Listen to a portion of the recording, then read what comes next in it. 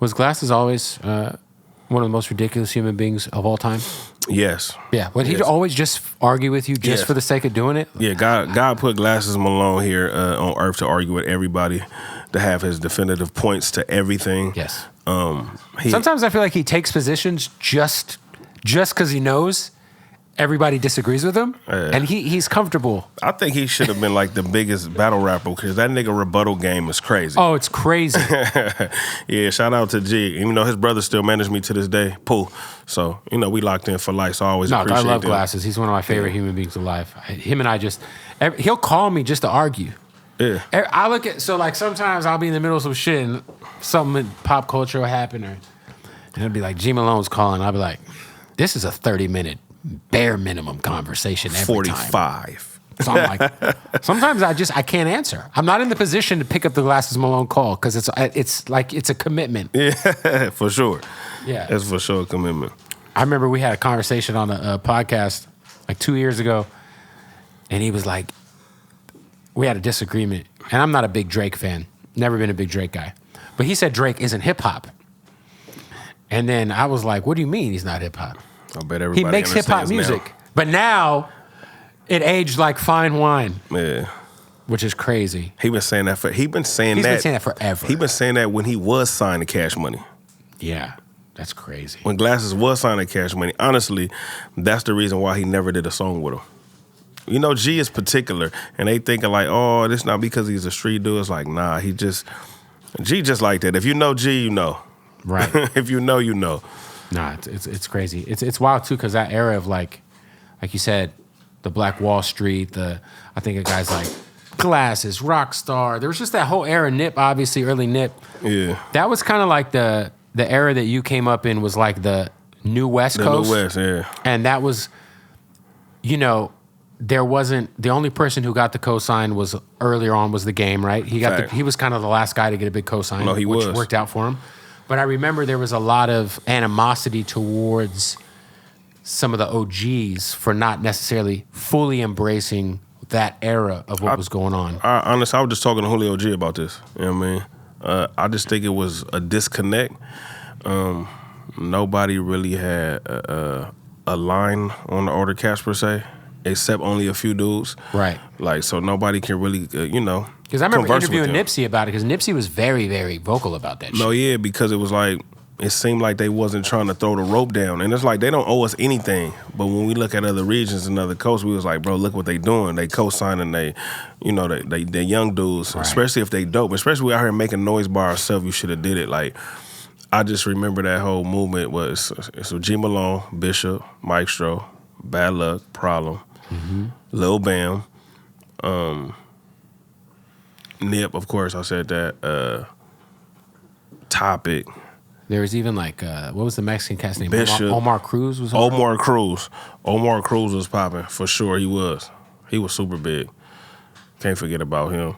The whole, with the Dub CNN and West Coast Riders, those are the outlets. Shout out to Nima from Empire, who was running CNN. Yeah, now Nima's one of the biggest it's crazy. moguls in the He used to just run a West universe. Coast hip-hop facts. blog back Yeah, shout out to Nima. But no, we had a cold crew, 211. Joe Moses, like, I can go on and on, but we was all just making our way and our name popping without them. And so then we was like, okay, let's do something with y'all. And it looked like they was kind of like, pushing us to the side. For a moment, it felt like that until we started getting vocal. I felt like, though, when everything started getting vocal, I feel like there's no coincidence that the Kendrick cosign happened a little bit after that. No, facts.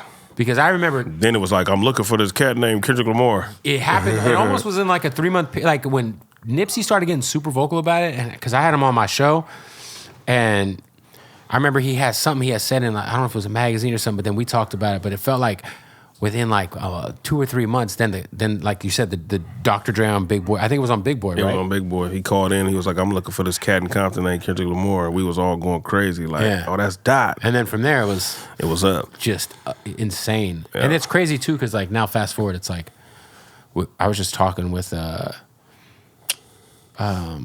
Reason. He was here earlier, and we were talking about like... Reason, Carson, Finest. We were talking about TDE. To me, like, Top's probably the greatest music executive in hip-hop history at this point.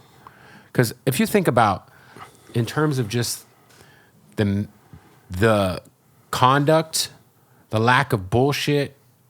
Because you could point to Diddy, and obviously there's a lot of stuff with Diddy. You know, you could point to even Suge, but I feel like in terms of just like running like a fucking program and like, nah, he like a fucking drill sergeant. So we're going on. I mean, think about it.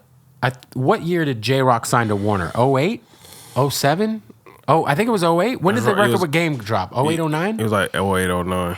So it's like from there to now, that's 16 years? Nah, it's very structural if you see it. And then there was like, there's obviously points and times throughout that where, J-Rock, he did the joint venture with Strange Music. Strange Music with Tech Nine. And then Kendrick was on the road on that tech tour with J-Rock. And yeah. G Malone, were you on the... I was on there with him. I wasn't performing. Yeah. So I went on there. That's when I got shot up. And I was actually still healing, but I was on the road with him just for like a few dates. And right.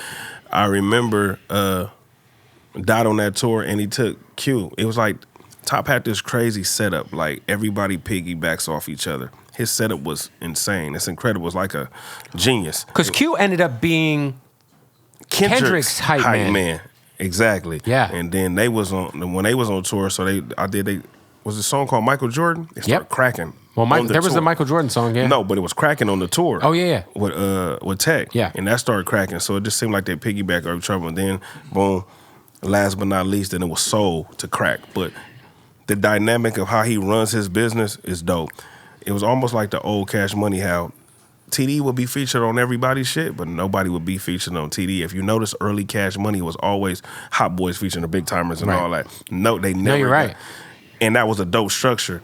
And fun fact, I probably messed up my opportunity, not in a bad way, but I've been around them forever. But Top asked me, I didn't know what a joint venture was back in the day. I was just young and dumb and just thugging out. To do a joint venture with TDE? Yes, with Blue Division. Oh, shit. I didn't know what that was at that particular time. I damn near probably told him, but not told him in them words like, y'all the homies, but this crib. Because I was like, no, it's all good, bro. This Blue Division. I fuck with y'all, though. So in his eye, he probably like, man, we love K-Boy. He just don't understand yet. And look, 20 years later. It's crazy, man. It's biggest just crazy shit on the West about, Coast. Like, it's not even that. It's the biggest shit in the world. It's like, SZA is probably the, top 2 or 3 biggest pop star in the world. Doechie's going to, Jesus. She's out of here. Everybody on the label has a plaque. And even if they didn't have a plaque, they was a part of being a part of a plaque, writing on it or anything. Like, the team effort over there is incredible. Yeah, I think, with TDE, it's like, it's funny because about a year and a half ago, me and Problem argued. I said Death Row over TDE, just based off impact. But I feel like fast forward like a year and a half later, I think Problem was right. Because he said TDE over Death Row. He's like, the run is longer, which is true. It is. Less drama. Less drama. You got a pop star that's cracking. For sure. And the other thing, too, is they actually, the thing about TDE is they really are the last label that's great that does real artist development. Like, you don't have to be super, they're not out here signing whoever's got the hottest shit. No. They're just building talent. Doechii been on the label for 3 years. Yeah, and now look at her. Yeah, Ray Vaughn's been cooking. Whenever Ray Vaughn rolls out for real. Ray Vaughn is one of the hardest underrated dudes out here. He's amazing. This thing's crazy. Yeah, so it's just dope to see. Shout out to my Long Beach nigga.